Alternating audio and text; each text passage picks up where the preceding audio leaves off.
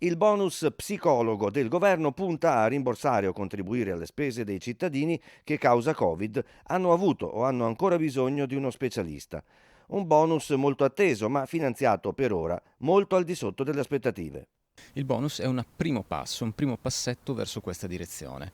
Dico primo passetto perché rappresenta un forte impegno delle istituzioni, appunto anche simbolicamente, anche se sicuramente da un punto di vista di risorse investite può essere solo un primo passo.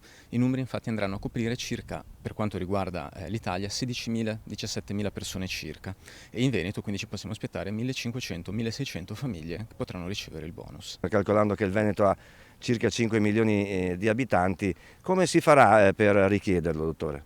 Entro pochi giorni sarà disponibile sul sito dell'INPS una pagina dedicata sul sito in cui i cittadini potranno appunto chiedere l'accesso al bonus anche sulla base del loro ISEE, quindi sarà un bonus che sarà riservato a persone con un ISEE sotto i 50.000 euro, ma in realtà con una serie di segmentazioni che andranno ovviamente a prioritizzare e dare un bonus maggiore fino a 600 euro in totale per chi ha un bonus sotto i 15.000 euro. Questo contributo è l'occasione, spiega il presidente Pezzullo, per far conoscere come i servizi pubblici di cura della psiche in Veneto come in Italia siano saturi ma insufficienti.